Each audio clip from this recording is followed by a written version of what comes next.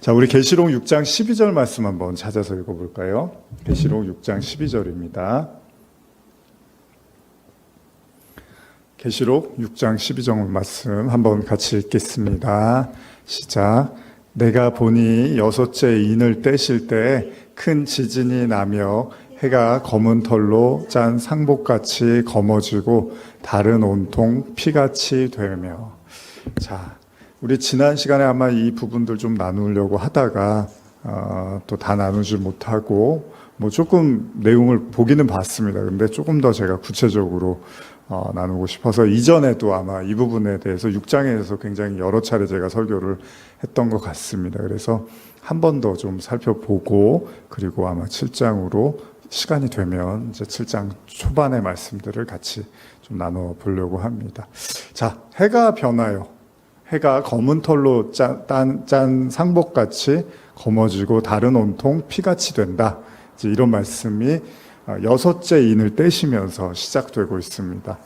자, 주석을 한번 그래서 먼저 한번 보고 싶어요. 해가 검은 털로 짠 상복같이 검어진다. 달이 피같이 된다. 도대체 무슨 이야기인가? 보통 이걸 이제 월식이나 일식 이렇게 이해를 해요. 근데 뭐 마지막 때가 되면 그런 개기일식이나 뭐 월식이나 이런 걸 통해서 세상이 어두워질 거다 뭐 이렇게 보는 견해도 있는데 뭐 단지 그렇지만은 않겠죠. 이미 그런 일식이나 월식은 우리가 여러 차례 봐왔고요. 이미 구약에도 이런 내용들이 반복적으로 나타나고 있는 것도 말씀을 나눴습니다. 그래서 한번 이 내용에 대해서 주석에 대한 내용을 한번 읽어드릴게요. 이는 검정색 염소털로 만든 옷으로 슬픔을 표시하는 데 사용되곤 하였다. 해가 자신의 빛을 상실하고 슬픔을 상징하는 총담, 상복같이 검게 되었다는 것과 달이 핏빛으로 변하는 것은 종말의 현상을 묵시적으로 나타낸 표현으로 그리스도의 재림에 있을 우주적 대이변의 심판을 시사한다. 이게 이제 주석의 내용이 그렇습니다. 그러니까 뭐 여러분들이 보셔도 지난 시간에도 나눴지만 해가 변하여 어두워져서 세상이 온통 깜깜해지고 달이 핏빛으로 변한다고 하는데 여름에 보면 너무 더울 때 보면 달이 빨갛게 보일 때가 있습니다. 그러니까 그런 어떤 달이 핏빛으로 보이고 해가 어두워지고 뭔가 대단한 종말의 어떤 상황이 벌어지나 보다. 그래서 제가 지난주에 뭐 핵전쟁이나 이런 걸로도 이걸 이해하기도 한다고 했는데요. 어쨌든 간에 예수님도 이제 이 부분에 대해서 언급을 하셨어요. 해와 달이 어떤 빛을 내지 않는 상태. 이런 이야기를 하고 있는데 계시록의 언어는 좀 더 이제 구체적으로 지금 검은 상복이라는 말까지 이제 쓰고 있습니다. 그야말로 완전한 어둠의 상태인데 흑암의 상태 그리고 상복이라는 것 자체가 이제 죽었다는 거죠. 장례식을 우리가 생각할 때 물론 이제 회개의 표현도 있지만 어쨌든 그런 완전한 멸망과 절망의 상태를 의미하는 것처럼 보이는데 자 어쨌든 간에 여섯째 인을 뗀 세상을 보니까 어떤 불빛도 없다는 거예요. 그러니까 다 깜깜하다는 거죠. 해와 달도 어떤 빛을 내지 않고 뭐 달도 이제 핏빛으로 표현을 하고 있는데 원래 달도 반짝반짝 빛나잖아요. 밤에 보면. 근데 핏빛으로 변했다는 건 뭐 사람이 다 죽었다는 건가 뭐 이런 걸 생각할 수도 있는 어쨌든 무시무시한 어둠을 생각하게 됩니다. 제가 여기 관련해서 예전에 이제 프랑스에 단기 선교로 잠깐 갔을 때 그때 이제 기억을 아마 오래전에도 말씀을 드렸던 것 같아요. 저는 그 어둠이 그렇게 답답하고 무서운 줄 몰랐는데 이제 저희가 단기팀이 이제 프랑스에 있는 한 이제 목사님 댁에서 이렇게 머무르면서 이제 뭐 전도지도 돌리고 또 목사님하고 같이 예배도 드리고 식사도 하고 그런 시간을 가졌었는데 죄송합니다. 근데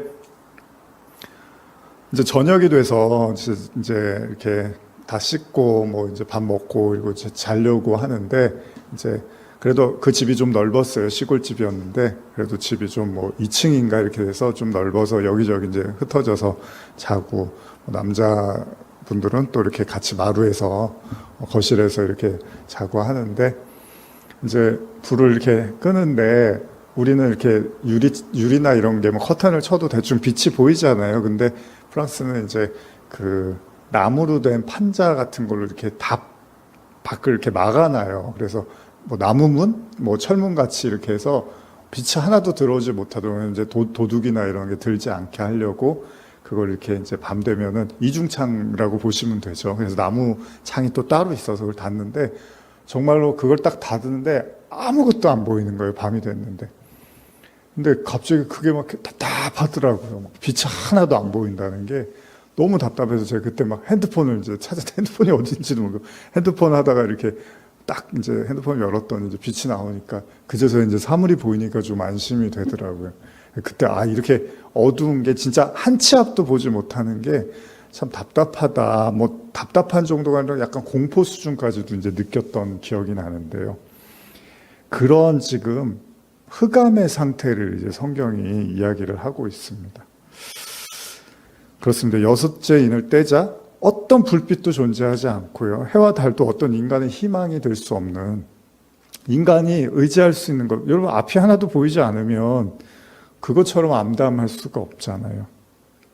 정말 그래서 정말 앞을 보시지 못하는 분들 계시죠. 그런 분들 제가 이렇게 생각하면 정말 어떤 우리도 여러 가지 그 건강이나 뭐 연약함에 대해서 이야기하고 참 몸이 안 좋다 뭐 이런저런 얘기를 하지만 가끔은 정말 근데 앞을 보지 못한다고 한다면 그거는 정말 내가 감당할 수 있을까 뭐 이런 생각을 할 때도 있어요. 그만큼 여러분 보지 못한다는 거는 정말 쉽지 않은 일이잖아요. 그 정말 그래서 저는 정말 그분들이 이렇게 가끔 이렇게 길에 걷다가 이렇게 이제 다니시는 모습들 보면 정말 대단하다는 생각이 듭니다. 그래서 참 쉽지 않은 어쩔 때는 우리가 가진 어려움들을 이렇게 뭐 명함도 내밀기가 좀 어려울 정도로 참 어려운 또 시간들을 잘 견뎌내시는 분들이 있는데요.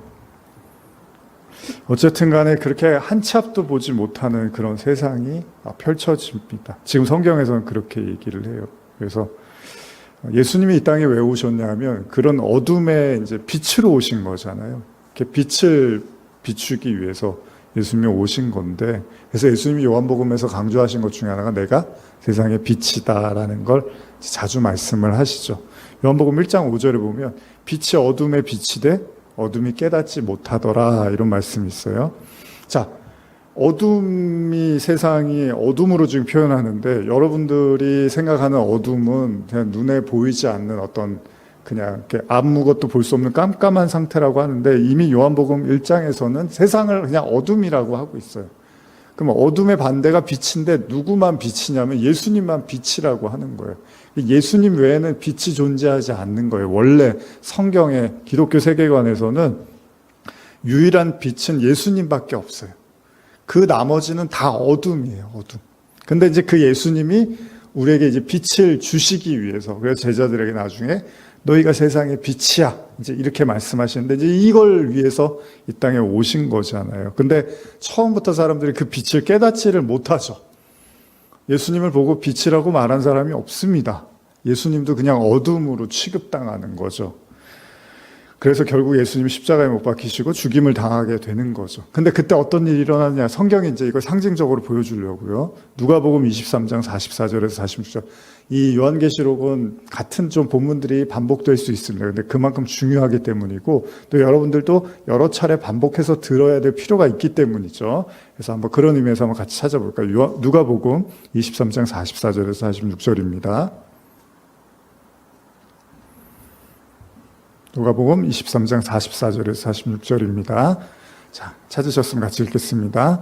때가 제60쯤 되어 해가 빛을 잃고 온 땅에 어둠이 임하여 제90까지 계속하며 성소의 휘장이 한가운데가 찢어지더라. 예수께서 큰 소리로 불러 이르시되 아버지 내 영혼을 아버지 손에 부탁하나이다 하고 이 말씀을 하신 후 숨지시니라. 자, 유일한 빛으로 이 땅에 오신 그분이 이제 십자가를 지자 어떤 일이 일어나냐면 때가 제6시쯤 되어 해가 빛을 잃고 온 땅에 어둠이 임했다. 이런 표현이 그냥 나오는 게 아닙니다. 그냥 우리 이제 장례식 같은 거 가다 보면은 이제 막 비가 오고 그럴 때가 있어요.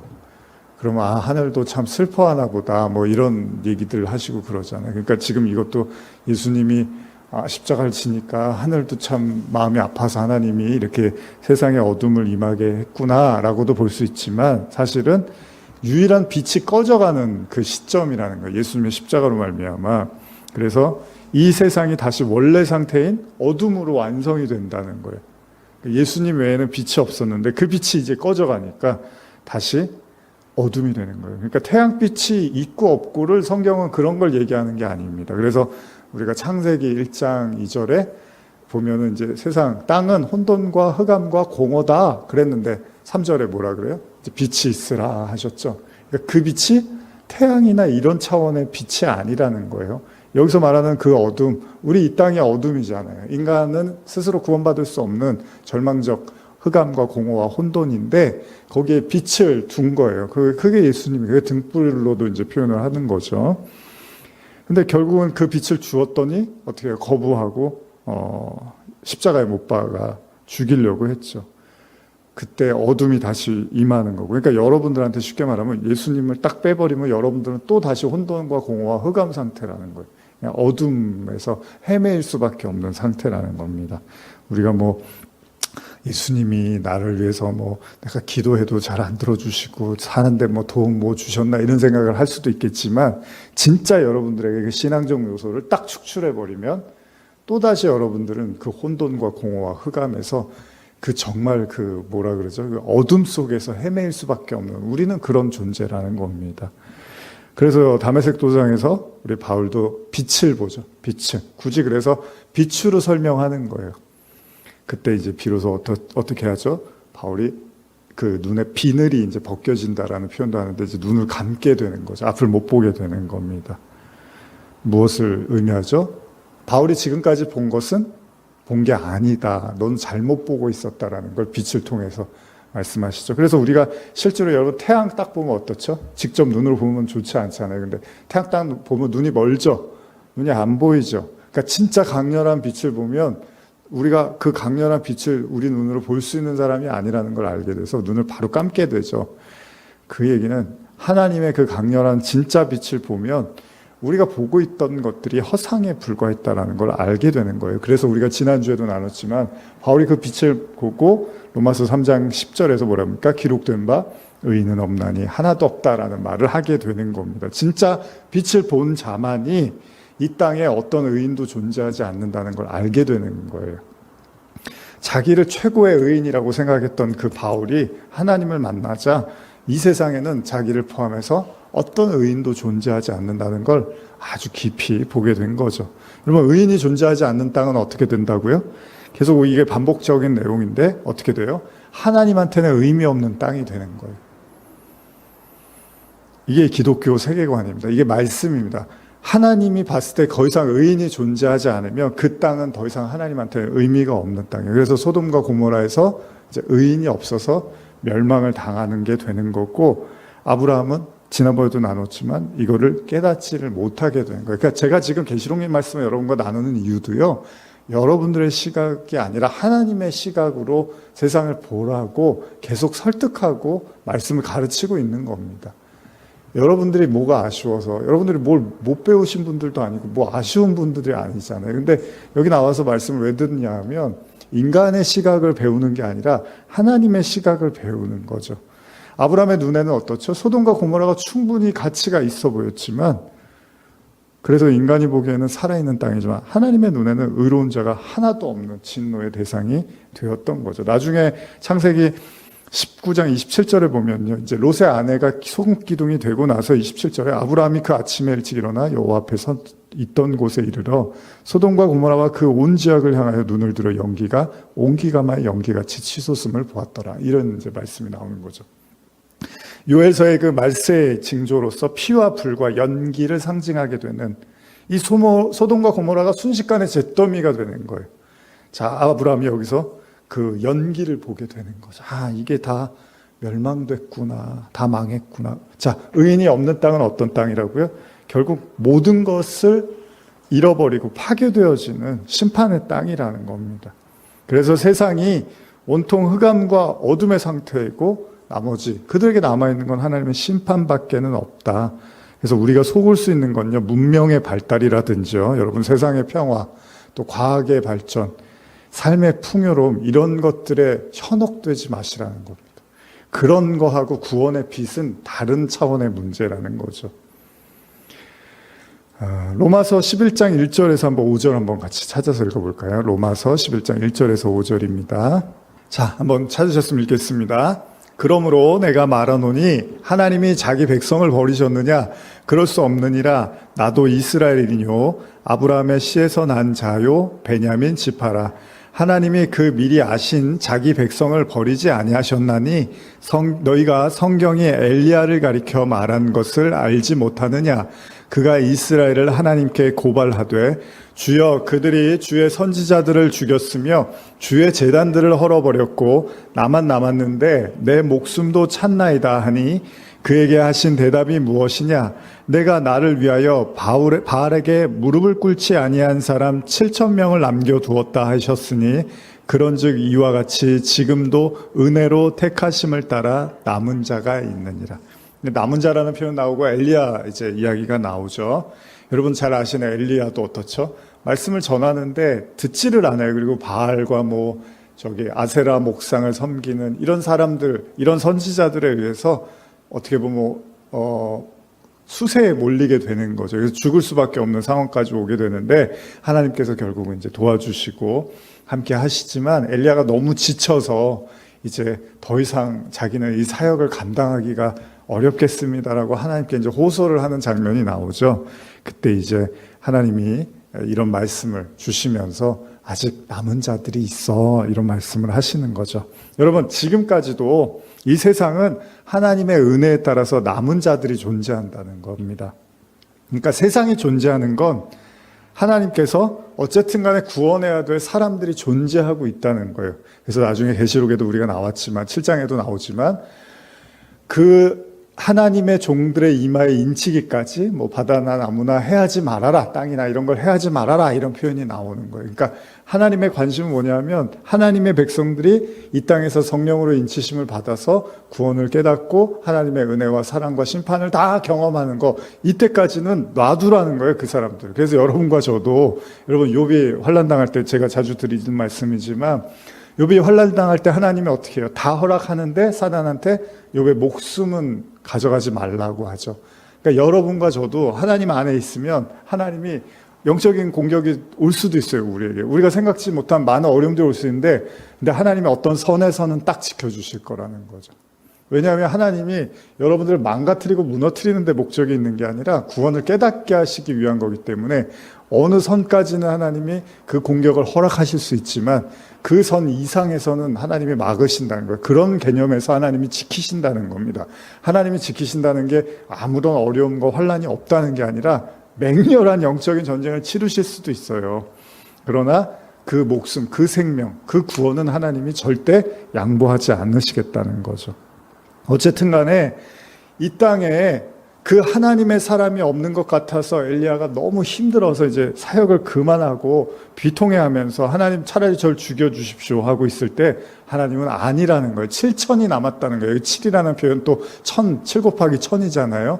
1000이 하늘의 수로 보면 7은 또 완전수란 말이에요. 그러니까 이 땅에 하나님이 뿌려놓은 씨앗들, 하나님의 백성의 그 씨앗들이 여전히 존재하고 있다는 거예요. 하늘의 백성들이. 그들을 위해서 너는 움직여야 된다는 겁니다. 엘리야는 이 말씀을 듣고 다시 일어나서 자신이 받은 하나님의 말씀, 그 은혜를 나눌 사람, 누구에게 찾아가죠? 엘리사에게 찾아가게 되죠. 그러니까 하나님의 역사는 뭐냐? 여러분도 마찬가지예요. 여러분 저하고 이렇게 말씀 오래 공부하시고 또 신앙생활 하시잖아요. 그러면 이게 여러분들에서 끝나시면 안 되는 거예요, 사실. 여러분들이 또 그 남은 자, 그 구원받아야 될 백성에게 사실 가야 되는 거예요. 저도 어떻게 보면 여러분들에게 온 거잖아요. 그럼 여러분들도 이제 그 말씀을 듣고 누군가에게 또 가야 되는 거죠. 이렇게 해서 우리가 성경에 보면은 이제 족보들이 나오고 인자의 라인이라고도 표현을 하는데 누가 누구를 낳고 또 누가 누구를 낳고 이렇게 하듯이 여러분들도 여러분들이 우리 태신자 이런 표현도 쓰긴 하는데 또 여러분들을 그냥 여러분들 거저 신앙이 완성된 게 아니잖아요. 누군가를 통해서 여러분들의 신앙이 완성된 것처럼 또 여러분들을 통해서 누군가의 신앙이 또 완성이 돼야 된다는 거죠. 의인에서 또 다른 의인으로, 빛에서 또 다른 빛으로 이렇게 나아가는 겁니다. 그래서 예수님이 복음 전도를 추수로도 비유를 하신 거죠. 우리가 선교를 인위적으로 한다고 생각하지는 않습니다. 우리가 인간적으로 하긴 하지만 결국 하나님이 우리의 인생을 들어서 누군가에게 그 발걸음을 옮기시고 복음을 전하게 하시는 거죠. 그러나 계시록의 증언처럼 어떻죠? 사람들이 쉽사리 회개를 하지는 않습니다. 자신의 현실을 직시하지 못하고요. 여전히 인간의 눈으로, 세상의 눈으로 보고 들은 걸 전부라고 여기면서 강팍해 있다는 거예요. 이게 이제 중요한 거죠. 가끔은 저도 그런 생각을 해요. 하나님, 제가 말씀도 열심히 전하려고 하고, 저 나름대로 기도하고, 근데, 그 기대한 거에 미치지 못하는 것 같아요. 뭔가 결과적으로. 그러면은 어떤 생각이 드냐면, 하나님이 다 오고 가고, 하나님이 발걸음 움직이고 하는 게 다 하나님이 하시는 거면 그걸 좀 이렇게 더 열어주시고 허락해 주시면 안 돼요? 이런 생각을 하다가도 또 이면에 기도하는 가운데 나 그렇게 한 사람이 진짜 마음을 열고 하나님 앞에 나오는 것이 그게 간단하지가 않다, 쉽지 않다. 그렇죠. 하나님이 전능하시니까 그냥 쉽게 하나님을 믿게 할 수 있으면 뭐하러 예수님이 십자가를 지시고 그 고통을 당하시겠습니까? 제자들을 3년이나 가르쳐 주셨는데 제자들이 결과적으로 그 가르침을 받고서 예수님을 그 자리에서 다 이해하고 도와줄 수 있었던 게 아니잖아요. 나중에야 이제 제자들이 성령을 통해서 깨닫게 된 것처럼 결국 복음 전한다라는 것은 하나님이 이 사람 여기다 들어놓고 그냥 쉽게 그냥 구원하고 이런 게 아니라 하나님도 오래 참고 기다리신다고 말씀하고 계시잖아요. 그러니까 여러분과 저도 어떤 영적 전쟁, 복음을 전할 때 지칠 수 있습니다. 엘리야처럼 그만두고 싶고 포기하고 싶을 때가 있지만 그러나 그래, 하나님이 남은 자들을 위해서 여전히 기회를 주시고 시간을 주신다는 것, 그리고 그 속에서 우리가 인내로 말씀을 전한다는 것도 잊지 않으셨으면 좋겠습니다. 어쨌든 간에 사람은 강팍합니다. 그래서 누가복음 10장 13절 14절 보시면요, 화 있을진저 고라시나 화 있을진저 벳세다야, 너에게 행한 모든 권능을 두로와 시돈에서 행하였더라면 그들이 벌써 베옷을 입고 제에 앉아 회개하였으리라. 심판 때에 두로와 시돈이 너희보다 견디기 쉬우리라. 이런 말씀이 있거든요. 고라신이라는 것은요, 나무가 많은 걸 의미하고 있고요. 벳세다는 오병이어를 비롯한 많은 기적을 베푸셨던 그런 장소입니다. 근데 예수님이 그렇게 기적을 베푸시고 말씀을 전하셨는데 복음을 안 받아들이는 거예요, 사람들이. 그러니까 예수님도 이런 어려움이 있었던 거잖아요. 결국은 주님을 영접하지 않습니다. 그러니까 예수님이 그들 향해서 이제 꾸짖으시면서 하신 말씀이에요. 제가 현대어로 10장 13절 누가복음 한 번 더 읽어드릴게요. 어떤 심판이 너를 기다리고 있는 줄 알기나 하느냐? 너 고라신과 벳세다야, 내가 너에게 베푼 기적들을 두로와 시돈에서 베풀었더라면 그 도시 사람들은 벌써 오래전에 베옷을 입고 죄를 쓰고 앉아서 깊이 회개하였을 것이다. 그러니까 어떤 사람들은 조금만 전에도 마음이 열리는 사람이 있는데 또 어떤 사람들은 기적을 베풀고 아무리 은혜를 베풀어도 강팍한 사람들이 있다는 얘기잖아요. 복음을 받아들이지 못한 자들이 받아야 될 이 엄청난 심판, 주님은 두로와 시돈 땅에서 기적을 베풀었다면 이미 베옷을 입고 죄를 쓰고 앉아서 깊은 회개를 했을 거라고 말씀하십니다. 자, 여기서 베옷이 뭐죠? 바로 상복입니다. 상복. 즉 여기서 이제 상복이 등장을 하는데 예수님의 말씀과 이적을 통해서 하나님의 진정한 말씀을 깨닫는 사람들이 이제 베옷을 입고 앉아서 죄를 쓰고 앉아서 깊은 회개를 한다는 거잖아요. 자, 가만히 생각해 보면 심판은 뭐죠, 여러분? 최종 단계죠. 마지막 단계에서 이제 심판이라는 게 일어나는 거잖아요. 그러니까 성경이 말하는 마지막 때의 대재앙이 임한다면 결국 모든 사람들이 죽음과 파멸로 이제 멸망을 당하겠죠. 그러면 그런 심판을 면하기 위한 하나님의 방법은 뭘까요? 어차피 제가 늘 말씀드리지만 거대한 재앙이 닥치면 인간이 죽게 됩니다. 지금도 이란하고 이스라엘하고 지금 뭔가 심상치 않은 그런 분위기들이 있잖아요. 어떻게 될지 우리가 모르지만 어쨌든 간에 어마어마한 전쟁이 일어나면 많은 사람들이 죽는 것은 자명한 사실입니다. 자, 그러면 그 심판으로부터 벗어나는 건 뭐죠? 그런 재앙이 닥치던 간에 아니면 개인적인 어떤 심판이 오던 간에 제일 중요한 게 뭐냐면요, 여러분들. 제가 계속 강조하는 건데, 먼저 그 심판으로부터 면하기 위해선 왜 그 심판을 받아야 되는 건지를 깊이 깨달아야 된다는 거예요. 왜 그 심판을 받아야 될 수밖에 없는 상황에 놓여 있는지를 알지를 못하면 어떤 일이 벌어지냐 하면요. 마태복음 24장 35절에서 39절입니다. 시작. 천지는 없어질지언정 내 말은 없어지지 아니하리라. 그러나 그날과 그때는 아무도 모르나니 하늘의 천사들도 아들도 모르고 오직 아버지만 아시느니라. 노아의 때와 같이 인자의 임함도 그러하리라.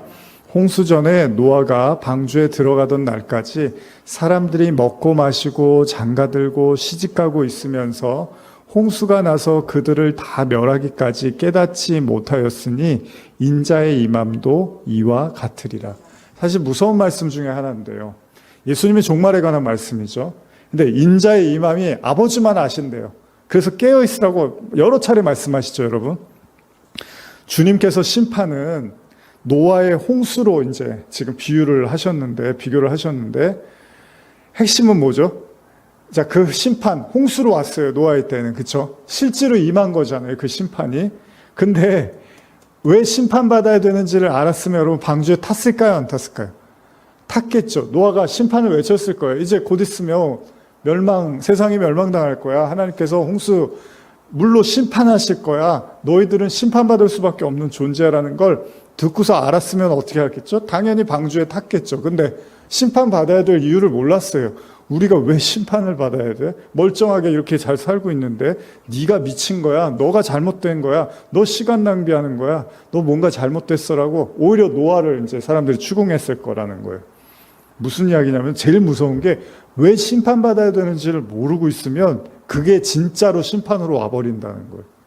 이게 되게 중요한 거예요, 여러분. 되게 쉬우면서도 계시록에서 정말 제가 강조하고 싶은 건데, 그래서 성령이 오시면 죄에 대해서, 의에 대해서 심판, 마지막 이제 심판에 대해서 가르치시는 건데, 내가 왜 심판받아야 되는지를 모르고 있으면 진짜 심판을 받게 돼요.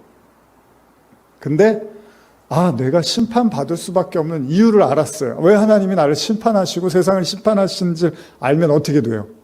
방주에 타는 거예요. 근데 방주에 탈 생각이 없어요, 사람들이. 왜? 심판받아야 될 이유를 모르는 거예요. 그래서 39절에 뭐라 그럽니까? 홍수가 나서 그들을 다 멸하기까지 깨닫지를 못한다는 거예요. 그러니까 심판을 받고 있어요. 그래서 제가 그런 말씀하는 거예요. 뭐 핵전쟁이 나던, 뭐 재앙이 나던 간에, 뭐 자연재해든 뭐든, 일어나서, 이제 난 죽게 됐구나. 그러는데, 근데 왜 죽어야 되는지, 왜 심판을 받아야 되는지 모르면 그게 진짜 심판이라는 거예요. 그래서 성령은 우리에게 계속 죄의 심판을 가리킨다는 거예요. 여러분, 성령의 7가지 은사 해갖고 우리가 좋은 것만 자꾸 생각하니까 성령은 좋은 것만 말씀하시고 우리를 위로해 주시고 우리를 격려해 주시고 믿는 자에게 능치 못한 거 없고, 아니요, 성령은 그런 역할도 하시지만 성령의 진짜 말씀으로 우리에게 다가올 땐 예수님이 뭐라 그러십니까? 제자들에게 성령이 오시면 죄의 심판이 뭔지를 너희에게 가르칠 거라고 말씀을 하시잖아요.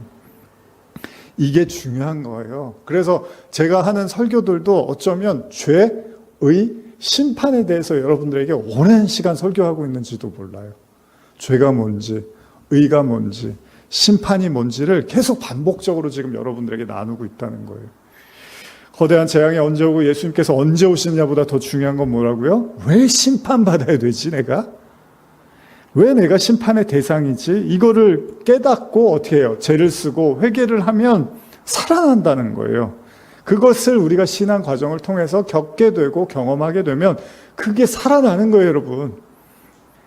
근데 그게 뭔지도 모르고 별로 관심도 없고 중요하지도 않다고 생각하면 이제 진짜 심판이 오면 깨닫지도 못하고 그냥 죽는 거예요.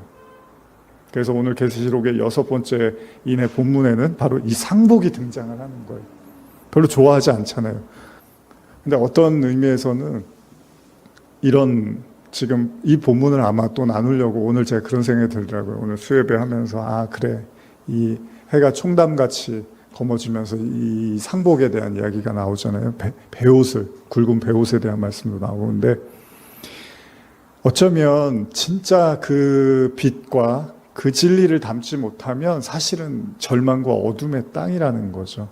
그래서 이게 이제 6째 인의 전체를 대표한다고 볼 수 있는데요. 그래서 다시 한번 12절을 제가 읽어드리면 같이 읽어볼까요?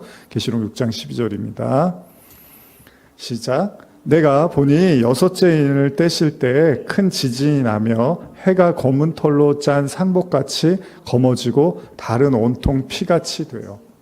아주 쉽게 생각한다면 바울의 고백처럼요. 뭐라 그랬죠? 이 땅은 온통 어둠의 땅, 의인도 없고 완벽한 파멸과 심판, 즉 완전한 어둠의 땅임을 상징하기 위해서 해가 검어지고 달이 온통 피가 되는 완전한 어둠, 사망의 땅으로 상징하고 있다는 거예요. 계시록은 이렇게 쓰고 있어요, 여러분. 계시록의 언어는 제가 일부러 과장되게 지금 여러분에게 설명드리는 게 아니라 계시록의 언어는 이런 심판의 상태로 우리를 보고 있습니다. 이런 절망의 땅에 임한 대재앙 앞에서 어떤 자도 하나님 앞에 감히 설 자가 없다는, 그야말로 베드로 후서를 보면요, 마지막에 하늘이 불에 타고 뜨거운 물질이 뜨거운 불에 다 녹아진다라는 표현을 하잖아요. 결국 회개치 않은 세상 모든 건 하나님 앞에 흔적도 없이 사라질 수 있는, 하나님 앞에는 더 이상 의미 없는 것이라는 걸 성경이 아주 명확하게 보여주고 있습니다. 그래서 6째 인의 마지막이 이렇게 마무리가 되는데요. 15절, 17절까지 한번 읽어볼까요? 15절에서 17절입니다. 시작. 땅의 임금들과 왕족들과 장군들과 부자들과 강한 자들과 모든 종과 자유인이 굴과 산들의 바위 틈에 숨어 산들과 바위에게 말하되 우리 위에 떨어져 보좌에 앉으신 이의 얼굴에서와 그 어린 양의 진노에서 우리를 가리라. 그들의 진노의 큰 날이 이르렀으니 누가 능히 서리요 하더라. 자, 성경은 이 재앙을 설명하면서 어린 양의 진노에서 누가 우리를 가리라라고 이렇게 표현하고 있습니다. 그러니까 어린 양의 진노를 피할 수 있는 사람이 누구냐 이렇게 표현을 하고 있는 거죠. 예수님은 이 모든 걸 이미 경고하셨고 다 말씀하셨다는 거예요. 근데 바울의 고백처럼 깨닫는 자도 없고 하나님을 찾는 자도 없다고 말하고 있죠. 결국 주님의 말씀을, 여러분, 소돔과 고모라에서 롯의 사위가 이제 심판을 아무리 얘기했는데 어떻게 하죠? 농담으로 듣죠. 에이, 그런 일이 있겠어? 이렇게 농담으로 들어요. 성도들도 보면은 그냥 그렇게 듣는 것 같아요. 심판 얘기하고 그래도 성도 그리스도인들도 그냥 그런 일이 있겠어? 그게 그렇게 중요한가? 지금 우리에게? 당장 내가 지금 살아가는 것도 힘든데 심판이나 이런 얘기는 어떻게 보면 소설이나 동화 속 이야기처럼 들리겠죠. 그러다 보니까 심판이 직접 임해도 그 심판의 이유를 깨닫지를 못한다는 겁니다. 우리는 지금까지 6가지의 인의 이제 재앙들을 보게 되었는데요. 자, 우리가 왜 하나님께 회개할 수밖에 없는 존재인지를 사실은 신앙은 철저하게 깨달아가는 거, 이게 신앙의 과정이라는 거예요. 안타깝지만 우리는 신앙, 예수를 믿으면서 어떻게 이제 복을 받을 거고 어떻게 내가 좀 잘 살 수 있고 잘 될 것인가의 그런 과정으로 우리가 생각할 수 있는데, 물론 그것도 하나님께서 우리와 함께 하시지만 또 동시에 우리가 깨우쳐 가는 것은 왜 내가 회개할 수밖에 없는 사람인지를 처절하게 깨달아가는 거죠. 자, 마지막 시점에 찾아오는 대재앙보다 무서운 건 여전히 말씀을 보고 있으면서도 그 말씀의 의미를 깨닫지 못하는 게 사실 진짜 무서운 겁니다. 왜냐하면 성도 스스로가 자만을 하고 내 자신을 속단하면서 잘못된 믿음을 갖게 되고 그 믿음으로 인해서 회개에 이르지 못하게 되면 그게 진짜 무서운 거예요, 여러분. 잘 생각해 보십시오. 계시록의 시작이 뭐였죠? 지난주에도 계속 말씀하지만 회개죠, 회개. 회개해라, 회개해라, 회개해라. 7 교회에 대한 메시지는 아주 명확했습니다. 회개에 대한 메시지였습니다. 그럼에도 불구하고, 그러니까 이거는 이렇게 보시면 돼요, 여러분. 지금도 수많은 이제 그리스도인들이 있잖아요. 성도들이, 교회들이 존재하고 있는데, 이제 말씀을 똑같이 봐요. 여러분들이 무슨 성경이 다 다른 게 아니잖아요, 교회마다. 번역판은 좀 차이가 있지만. 자, 근데 말씀을 보는데 어떤 사람들은 말씀을 보면서, 그렇구나. 이게 이런 심판을 받을 수밖에 없는 존재들이구나, 우리가. 그러면 우리가 정말 하나님 앞에 진짜 회개를 해야 되는구나. 이렇게 보는 사람들이 있고, 어떤 사람들은, 그래, 나는 이제 예수 믿고, 구원 받았으니까, 이제 하나님의 어떤 복이나 은혜들을 받아야지. 그런 것들, 그 구원과 심판 이런 것들에 대해서는 깊이 생각하지 않고 그냥 복을 받는 책으로 보는 사람들도 있겠죠. 근데 같이 진행이 되는 거예요.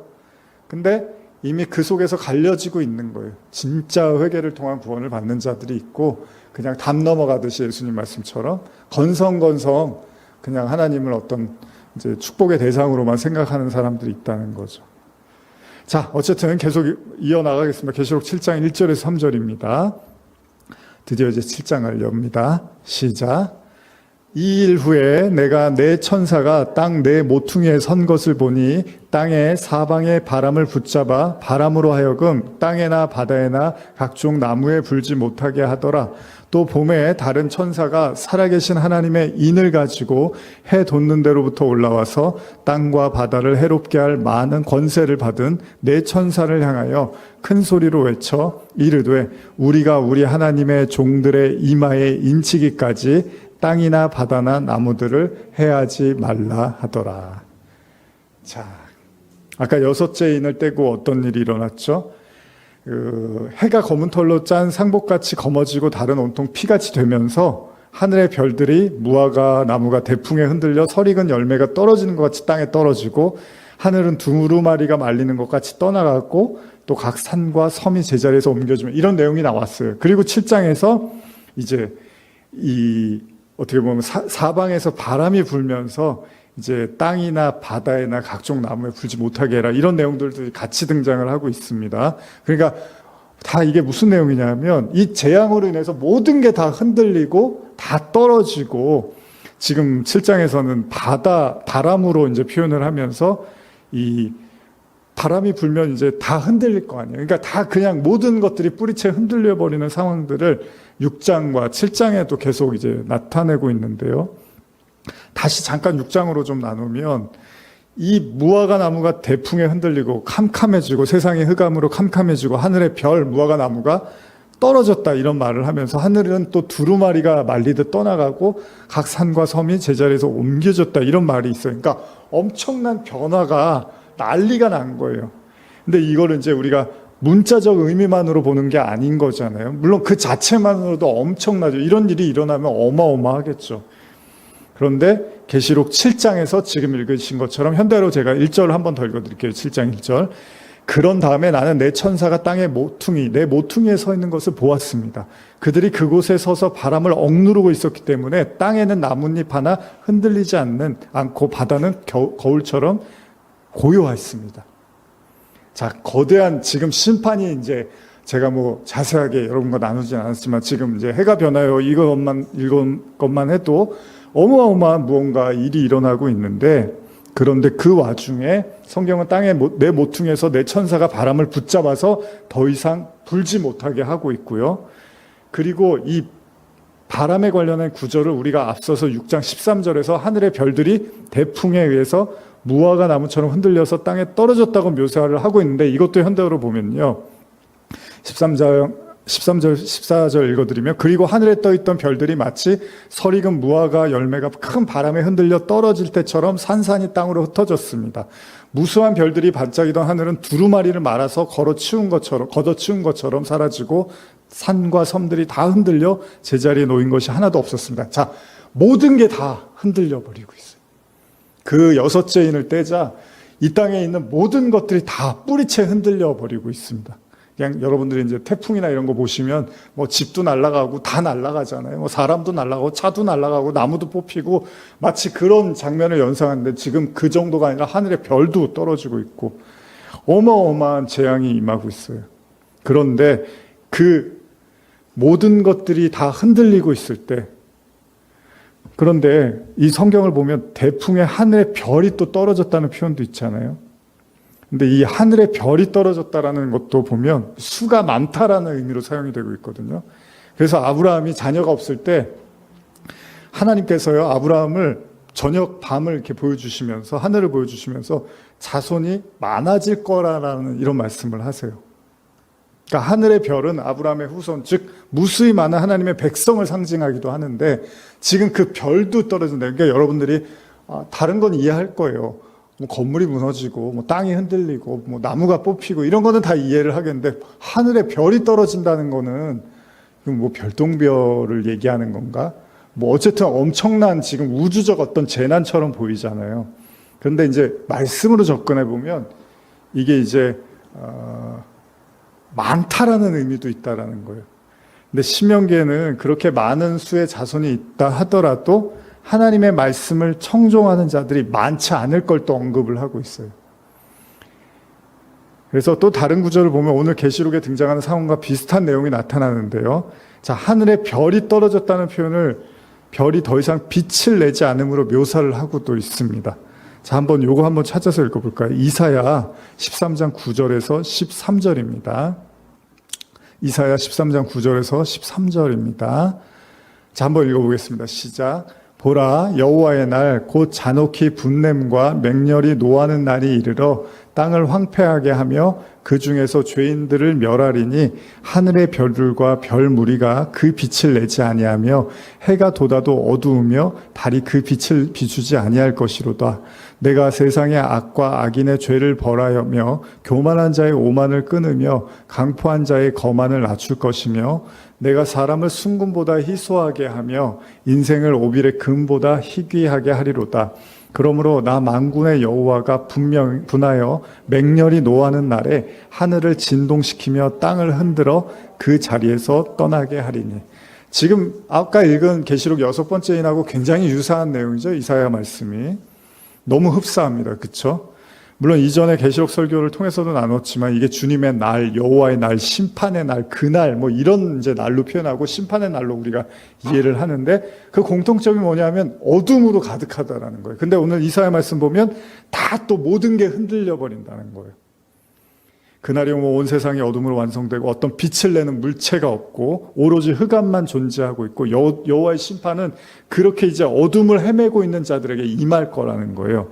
그래서 현대어로 제가 이사야 13장 12절 13절 읽어드리면 내가 지상에서 인간을 쓸어버리면 살아남은 사람이 순금보다 더 귀하고 오빌의 금보다도 더 희귀할 것이다. 그쵸? 온 세계의 주인이신 여호와께서 분노를 터뜨리시는 그날이 오면 하늘도 흔들리고 땅도 진동하여 여기저기서 지진이 일어날 것이다. 근데 이걸 우리가 이제 자연재해로 이해해도 좋겠지만 이제 영적인 의미로 접근하면 지금 12절에 뭐라 그럽니까? 내가 인간을 쓸어내리면 살아남은 사람이 어때요? 순금보다 더 귀하고 오빌의 금보다 더 희귀할 거다라 그러죠. 노아의 방주에서 살아남은 사람 8명. 그쵸? 소돔과 고모라에서 살아남은 사람? 롯과 그의 가족들. 천은 이제 또 뒤돌아봐서 소금 기둥 되고요. 무슨 얘기입니까? 아까 그래서 제가 별이 떨어진다라는 걸 이제 별 얘기하면서 많다라고 했을 때 그 많다라는 게 별이 떨어진다라고 했을 때 뭐 하늘의 별로도 이제 이해를 할 수 있지만 이런 의미들이 이해할 수 있다는 거예요. 이 땅에 그 하나님의 어떤 그 심판을 하나님이 이 세상을 흔들어 버릴 때 살아남는 자들이 거의 없을 거라는 거죠. 그러니까 이 세상에 빛도 존재하지 않고 그 강렬한 하나님의 어떤 심판이 존재할 때 살아남는 사람들이 거의 없다는 거예요. 무슨 말이냐면 심판은 언제 임하냐면 살아남는 사람들이 거의 없을 때 심판이 임한다는 거예요. 예수님도 그런 표현 하시잖아요. 사마리아 여인하고 하나님께서 예배하는 자들을 찾아 그러면서 뭐라 그래요? 마지막 때가 되면 그 신령과 진정으로 예배하는 자들을 찾아 이런 말씀을 하시죠. 그런 사람들이 많을 거라고 얘기하시지가 않는 거예요. 그래서 아까 7천 우리 남은 자라는 표현도 했는데 이 7천 하면 엄청난 숫자 같잖아요. 근데 그 숫자가 뭐 7천 명이다 이런 건 아니지만 그 어떤 이제 그 역사를 관통하면서 하나님의 어떤 그 남은 자들, 구원을 위한 그 남겨진 백성들로서는 사실은 그렇게 많다라는 의미보다는 사실 거의 없다라는 의미로. 왜냐하면 이미 소돔과 고모라나 또 노아의 방주에서도 우리가 그런 심판을 통해서도 이미 보았단 말이죠. 그런데 지금 계시록에서도 지금 이사야 말씀 읽어보니까 굉장히 희귀할 거라는 거예요. 금보다 더 희귀할 거라고. 근데 그건 두 가지 의미가 있겠죠. 첫째는 그렇게 많지 않을 거고, 또 하나는 그런 자들이 결국 금과 같은 자들이라는 거죠. 소돔과 고모라에서 심판에서 보던 것처럼요, 하나님의 그 의인이 더 이상 존재하지 않을 때 하나님은 그 땅을 심판하셨습니다. 그렇게 어둠의 땅은 하나님의 심판의 대상이 되는 거고요. 다르게 생각해 보면 심판이 오니까 흑암이 된 게 아니고요, 더 이상 빛을 내지 않는 어둠의 땅이 됐을 때 이제 그때 심판이 일어난다는 거예요. 그렇게 세상이, 그러니까 하나님이 심판하시니까 세상이 어두워졌다 이렇게 이해하실 수도 있는데, 반대로 세상이 어두워지니까 이제 더 이상 빛을 내지 않으니까 하나님의 심판이 나타나게 된다는 거죠. 그래서 하나님께서 어떤 그 내용물, 이 안에 뭐가 들었는지를 확인하기 위해서 세상을 흔든다는 의미로도 볼 수 있어요. 이게 뭐냐면 고린도전서 3장 13절, 제가 현대어로 읽어드릴게요. 그리스도의 심판날이 오면 모든 사람들이 세운 건축물은 불의 시험을 받아 건축자가 각각 어떤 재료로 사용하였으며 그 건물이 존속될 것인가, 참으로 완벽한 건물인가 하는 것이 모든 사람의 눈앞에 드러날 것입니다. 얼마 전에 이제 대만에서 지진이 났는데 생각보다 그래도 좀 피해가 덜했다고 해요. 예전에 지진이 났을 때 그걸 경험 삼아서 이제 많이 안전하게 이렇게 건물이나 이런 걸 지으려고 애를 썼다고 하더라고요.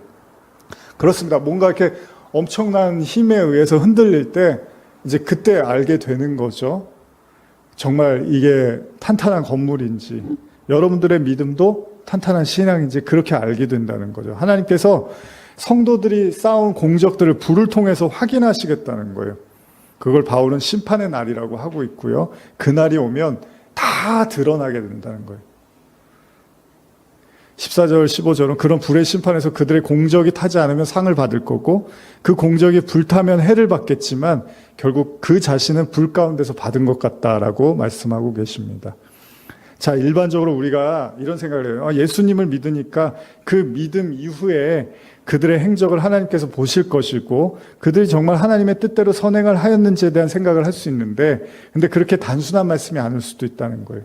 이 말씀은 오히려 여러분, 내가 예수님을 믿었으니까 이제 어떤 공적을 쌓았는지를 하나님이 보시겠구나라고 볼 수도 있지만, 사실은 그 하나님의 불이 떨어질 때 사실 기초에 대한 문제일 수 있다는 거예요. 기초, 반석은 뭐라 그러죠? 우리가 그리스도만이 유일한 반석이라고 하죠. 그러니까 여러분들의 터가 제대로 된 반석 위에 세워졌는지, 그래서 그런 표현 쓰시죠. 예수님도 반석 위에 세운 집, 모래 위에 세운 집. 그러니까 그 모래 위에 세운 집은 그냥 쉽게 무너진다고 하시잖아요. 근데 반석 위에 세운 집은 쉽게 무너지지 않을 거라고 하죠. 그 반석, 그러니까 여러분들에게 하나님의 시험과 그 어떤 하나님의 불이 심판이나 재앙으로 임할 때, 그때 이제 여러분들이 기초를 확인하게 된다라는 거죠. 그러니까 성도에게 임하는 불심판의 의미는요, 불로 태워지지 않는 공적을 탄탄하게 잘 쌓으라는 얘기보다는, 여러분과 제가 시험을 당할 때 여러분들의 그 기본, 그리스도 외에는 어떤 공로로도 구원받을 수 없다라는 그 사실을 명확하게 인식하고 있느냐, 이거를 확인하려고 하신다는 걸 수도 있다는 겁니다. 갈라디아서 2장 20절에 그래서 바울이 그러는 거예요. 내가 그리스도와 함께 십자가에 못 박혀 죽었나니 그런즉 이제는 내가 산 것이 아니요 내 안에 그리스도께서 사시는 것이라. 이제 내가 육체 가운데 사는 것은 나를 사랑하사 나를 위하여 자기 자신을 버리신 하나님 아들을 믿는 믿음 안에서 사는 거라. 이게 무슨 말입니까? 이제 내가 사는 게 아니야. 내가 그리스도와 함께 십자가에 못 박혔으니까 이제 그리스도가 살았어. 이게 무슨 말입니까, 여러분? 여러분들이 사는 겁니까? 그리스도가 사시는 겁니까? 지금 여러분들이 살고 계십니까? 그리스도가 살고 계십니까? 이게 말이 쉽고 그럴듯하고 좋아 보이는 메시지지만 이거 잘 생각해 보세요. 여러분들이 지금 여러분들을 살고 계시는 겁니까? 아니면 정말 그리스도가 여러분들 안에 사는 겁니까? 이거 간단한 말씀이 아닙니다. 근데 하나님은 그 심판을 통해서, 우리의 성도들의 현실을 통해서, 환난을 통해서, 하나님의 시험과 가르침을 통해서 네가 살았느냐 그리스도가 살았느냐를 계속 확인하시겠다는 거예요. 지금 네가 살고 있는 거야, 그리스도가 살고 있는 거야. 그래서 바울이 뭐라 그럽니까? 내가 육체 가운데 사는 건 나를 사랑하사 나를 위해서 자기 자신을 버리신 하나님의 아들을 믿는 믿음 안에서 살고 있어. 나는 그 믿음 가지고 살아. 이렇게 말을 하는 거야. 이게 기초라는 거예요. 이게 반석이라는 거예요. 근데 이 반석을 갖지 못하고 자꾸 위에 쌓기만 해요. 바닷가의 모래성처럼 여러분, 아무리 대단한 모래성 쌓아도 파도 한 번 오면 그냥 다 흔적도 없이 사라지는 걸 우리가 모래성이라고 하는 거잖아요. 오늘날 많은 사람들의 신앙이 이 기초 작업을 탄탄하게 하지를 않고 그냥 기초는 그냥 적당히 생각하고 그 위에 자꾸 뭘 쌓으려고만 한다는 거예요. 근데 그건 다 공적이 임할, 하나님이 그 불로 임할 때 다 태워버리시겠다는 거예요. 근데 다 타는 것까지 좋은데 그 기초까지도 그리스도라는 그 온전한 반석이 아니면 그거는 멸망이 될 수밖에 없다는 거예요. 그러니까 시험당하고 환난 이런 게 나쁜 게 아니에요, 여러분. 뭐 예전에 무슨 영화 봤는데 우스개로 뭐 의자 공장이 나왔는데 그 이제 약간 코미디 영화였거든요. 그래서 뭐 일하는 사람이 이제 자기가 뭘 해야 될지 몰라서 그랬더니 너 저기 가서 의자 테스트해? 그랬더니 뭐 하는지 했더니 의자를 이렇게 앉아서 계속 의자를 흔들어서 이게 깨지는지 안 깨지는지 그거 계속 하니까 나중에 막 오버헤드가 나올 정도로 울렁거리고 할 정도로 그냥 보여지는 의자지만요. 여러분 여기에 수많은 어떤 테스트를 거쳐서 이 의자가 탄탄하고 몇 킬로 어떤 사람이 앉을 수 있는지까지 다 확인돼서 나오는 거잖아요. 제품이 나올 때는. 여러분 테스트가 나쁜 게 아니에요. 시험이 나쁜 게 아니고 환난이 나쁜 게 아니에요. 뭔가 우리가 잘못된 신앙을 갖고 있는 거예요. 아, 환난이 임하고 어려움이 오고 시험이 임하고 이건 뭔가 잘못된 신앙인 줄 알고 있고 탄탄대로를 걷는 신앙이 좋은 신앙인 줄 알잖아요. 절대 그렇지 않습니다. 그런 신앙이 진짜 위험한 게 한 방에 무너질 수가 있는 거예요. 근데 계속해서 여러분들이 좀 삶이 어렵고 뭔가 신앙을 가졌는데도 계속 뜻대로 되지 않던 것 같고 시험이나 어려움만 오는 것 같을 때 그때 여러분들이 계속 제가 지난 주일날도 말씀드렸지만 원점에서 생각하게 되는 거잖아요. 원점. 뭔가 잘못된 방향으로 가고 있어서 이게 아니라고 알았으면 다시 원점에서 시작하면 되는 거잖아요. 그 원점을 바로 기초, 반석이라는 거예요. 이 싸움을 계시록에서 또 맹렬하게 하고 그래서 오늘 뭐 설교가 뭐 이 얘기 저 얘기 하는 것 같지만 여러분 대풍에 흔들리지 않게끔 결국은 무너지지 않는 집을 가지고 있냐는 거예요. 여러분들의 마음에.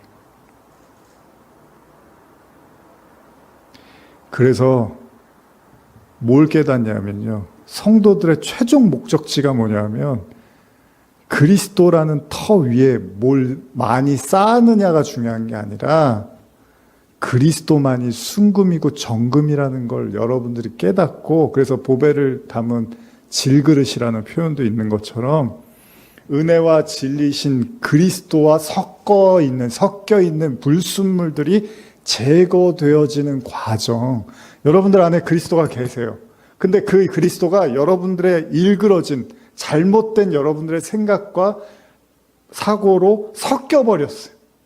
그럼 이것도 심판이거든요. 그 심판이 멸망의 심판이 아니라 정금으로 가지고 있어야 돼요. 그리스도를. 그래서 제가 지난 주일날 탕자 설교도 했지만 탕자의 비유에서 탕자가 허랑방탕하게 살고 들어와서 아버지의 사랑을 깨닫고 구원을 이제 받았어요. 근데 형은 아버지랑 같이 지냈는데 아버지에 대해서 일그러진 상을 가지고 있었던 거예요. 아버지를 제대로 인지를 못하고 인식을 못하고 있었던 거죠. 근데 그게 어디서 탄로가 나냐면 탕자가 들어오면서 탄로가 난 거예요. 형의 신앙이. 근데 형의 신앙이 어떻게 해요? 뒤틀려 버렸어요. 여러분 사람도 보면은 뭔가 이렇게 꼬인 사람 있잖아요. 뒤틀린 사람이 있고. 뭐 말을 해도 자꾸 이렇게 뭔가 공격적으로 하고 이렇게 꽈서 말하고 이런 사람들 있잖아요. 뭔가 속이 뒤틀려 버린 거잖아요. 뭐 이유가 있겠죠. 하나님과의 관계에서도 이게 하나님의 상을 순금, 정금으로 가지고 있지 못하면 구원에 대해서 엇박자가 나는 거예요. 잘못된 구원상을 가지고 그게 옳은 줄 알고 열심히 노력하는데 결과적으로는 탕자의 형처럼 큰아들처럼 거짓된 신앙을 가지고 살았던 게 돼버리는 거죠. 근데 이거를 그냥 놔두면 안 되는 거잖아요. 계속 테스트하는 거예요, 하나님. 네가 제대로 구원을 알고 있어? 네가 은혜가 뭔지 진짜 알고 있냐? 너가 선물이라는 게 뭔지 알고 있냐? 너가 하나님 사랑이 뭔지 알고 있냐? 그러면 그걸 알 때까지 계속 흔드는 거예요, 하나님은. 그러니까 여러분들 흔드는 사람들 나타나면 좋아하셔야 돼요. 아이고, 하나님이 나를 이렇게 가르치시려고 하나 보구나. 여러분들 잘 커버해주고 여러분들 잘 이렇게 편대주는 사람만 좋아하잖아요, 우리는. 근데 사실은 지나고 나면 나를 흔들었던 사람들이 어떻게 보면 나를 강하게 단련하고 내 믿음을 더 확인시켜준 사람들이 맞거든요. 그래서 제가 그런 분들을 싫어하지를 않아요. 때로는 그분들이 뭔가 마음을 아프게 한 것 같고 나하고 생각이 다른 것 같아서 뭔가 그런 생각을 하기도 했지만 지나고 보면 그 속에서 더 다져진단 말이죠. 왜요? 정금과 같이 만드시려고. 그래서 용광로에서 이렇게 철 같은 거, 쇠 같은 거 만들 때 엄청 두들겨 패잖아요. 다 찬물에 넣었다가 뜨거운 물에 넣었다가 계속 그런 거 반복하고 그러잖아요. 정신이 없어요. 근데 그러면 그럴수록 더 견고해지고 단단해지는 거죠. 이렇게 생각해 보시면 요한계시록이 나쁜 책이에요? 무시무시한 책이고 안 보는 게 나은 책이에요? 그게 아니죠. 운동 경기에 나가는데 연습을 안 하는 사람이 어디 있겠습니까? 내가 어떤 대회에 출전하는데 수없이 연습하잖아요. 무의미해 보일 정도로 연습을 하잖아요. 여러분, 신앙도 연습이거든요. 이스라엘 백성도 40년 동안 신앙 연습을 한 거고, 우리도 이 땅에서 그런 연습을 계속 하는 거예요. 말씀도 보고 기도도 하고 때로는 고뇌도 하고 때로는 자빠지기도 하고 다시 일어나기도 하고 이런 연습을 수없이 하면서 결국 뭘 깨달아가는 거예요? 그리스도라는 순금을 여러분들 안에 캐내는 거거든요. 보화를 캐내는 거거든요.